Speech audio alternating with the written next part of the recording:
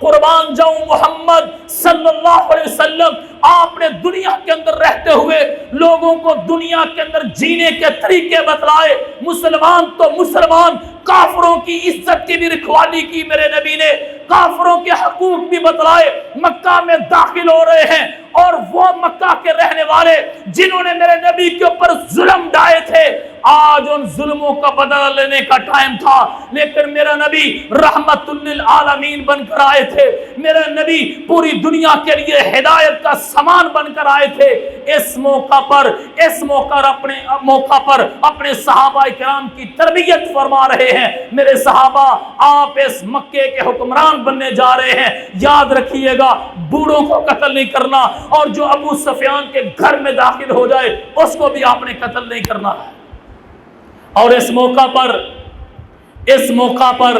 اللہ کے رسول علیہ السلام نے ایک اور بھی بات کہی تھی۔ میرے نبی نے فرمایا، میرے صحابہ، آپ نے سب کو معاف کرنا ہے، سب کے رستے کھول دینے ہیں،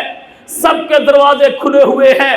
اکرمہ ابن ابی جاہل آیا، کہتا ہے اللہ کے رسول کلمہ پڑھائیے، مسلمان فرمائیے۔ ہندا آتی ہے جس نے میرے نبی کے چچا امیر حمزہ کا کلیجہ جھپایا تھا، جس نے میرے نبی کے چچا امیر حمزہ کی لاش کا مسئلہ کیا تھا،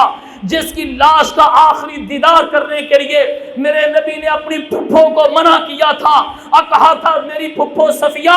آپ اپنے بھائی کا چہرہ نہیں دیکھ سکو گی، آپ کے اندر یہ ہمت اور برداشت نہیں ہے، نہیں دیکھ سکو گی، پیچھے ہٹ جائیے۔ اور وہ کہتی ہے اللہ کے رسول میں آپ کی ہی پھپھو ہوں، میں اسی حمزہ کی بہن ہوں، آپ گھبرائیے نہیں، میری تربیت آپ نے کی ہے، میں صبر کروں گی۔ حضرات وہ ہندا بھی آتی ہے اور آ کر کلمہ پڑھتی ہے، میرے نبی اس کو کلمہ پڑھاتے ہیں، اس کے لیے معافی کا اعلان کرتے ہیں۔ لیکن جو میں بات کرنا چاہتا ہوں، میرے نبی نے ہندا کو بھی معاف کر دیا، میرے نبی نے ابو سفیان کو بھی معاف کر دیا، میرے نبی نے اکرمہ ابن ابی جاہل کو بھی معاف کر دیا۔ جو بھی آتا رہا معافیاں مانگتا رہا، میرے نبی اس کو معافی دیتے چلے گئے، حکمران بن گئے، سارے اختیارات آ گئے، اس کے باوجود معافیاں دیتے رہے۔ لیکن میرے نبی نے فرمایا 4 بندوں کے لیے معافی نہیں ہے، 2 عورتوں کے لیے معافی نہیں ہے۔ حضرات ان کا جرم کیا تھا، ان کا قصور کیا تھا؟ اللہ کے رسول ان کو معافی کیوں نہیں ہے؟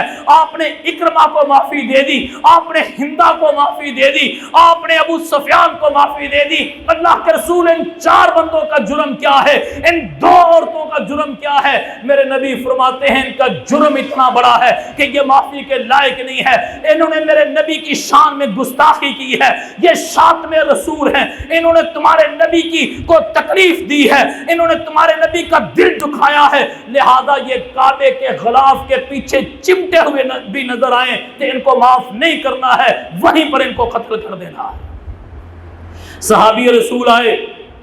کہتے اللہ کے رسول علیہ السلام ابن خطل، عبداللہ بن خطل کعبے کے غلاف کے پیچھے چھپا ہوا ہے، ہم کیا کریں؟ کیونکہ یہ حرم ہے، یہاں پر کسی کو قتل نہیں کیا جا سکتا، یہاں پر کسی کو تکلیف نہیں دی جا سکتی، یہاں پر کسی کی جان نہیں لی جا سکتی، ہم کیا کریں؟ اللہ کے رسول علیہ السلام فرماتے ہیں فقتلوا، اس کو وہاں پر قتل کر دو۔ صحابہ کرام آگے بڑھتے ہیں، ابن خطل کو کعبے کے غلاف کے پیچھے اور کعبے کے غلاف سے چمٹے ہوئے اس ظالم بدماش نبی علیہ السلام کی شان میں گستاخی کرنے والے کو دنیا کے اندر عبرت کا نشان بناتے ہیں اور دنیا کو یہ پیغام دیتے ہیں کہ گستاخ رسول بڑے ہندوستان کے اندر ہو، گستاخ رسول بڑے وہ ڈنمارک کا رہنے والا ہو، گستاخ رسول ناروے میں رہنے والا ہو، گستاخ رسول امریکہ کی جیلوں میں بیٹھ کر میرے نبی کی شان میں گستاخیاں کر رہے، گستاخ رسول دنیا کی جس نکڑ میں بھی رہتا ہو، گستاخ رسول یہاں تک کعبے کے غلاف کے ساتھ بھی چمٹا ہوا ہو، اس کے لیے دنیا میں کسی صورت بھی معافی اس کے لیے معافی نہیں ہے، اس کو قتل کیا جائے گا، اس کو دنیا کے اندر نشان عبرت بنایا جائے گا۔ ایک دن ایک دفعہ کچھ لوگ اٹھتے ہیں اور نبی علیہ السلام کی شان میں گستاخی کرتے ہیں۔ اللہ کے رسول علیہ السلام بیٹھے ان کی گستاخیاں سن رہے ہیں، ساتھ بیٹھے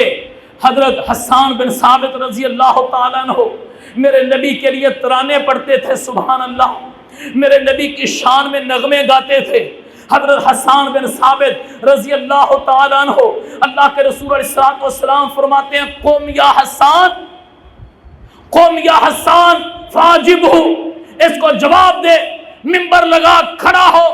ان کو جواب دے، ان کی زبان میں جواب دے، قربان جاؤں۔ حسان بن ثابت رضی اللہ تعالیٰ عنہ کھڑے ہوتے ہیں اور کیا نغمے پڑھتے ہیں، کیا شان میں آپ علیہ الصلوۃ والسلام کی شان میں ترانہ پڑھتے ہیں، خلقت مبرأ من کل عیب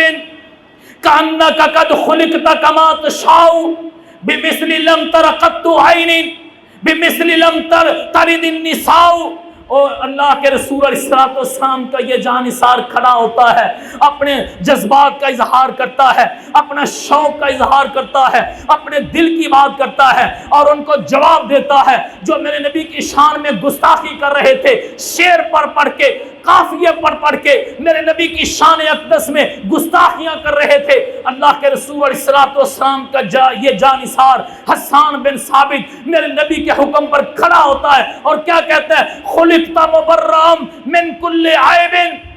کأنک قد خلقت کما تشاء۔ او ظالموں، میرے نبی کی شان میں گستاخیاں کرنے والوں سنو سنو، میرے رب نے میرے نبی کو ہر عیب سے پاک کیا ہے، ہر عیب سے پاک پیدا فرمایا ہے۔ کأنک قد خلقت کما تشاء، ایسے پیدا فرمایا ہے جیسا میرا نبی چاہتے چلے گئے، رب بناتا چلا گیا، ایسے لگتا ہے کہ جیسے میرے رب نے اپنے نبی کو ان کی منشا اور ان کی چاہت کے مطابق پیدا کیا ہے۔ اور اگلی بات سنو، بمثل لم تر قط عین،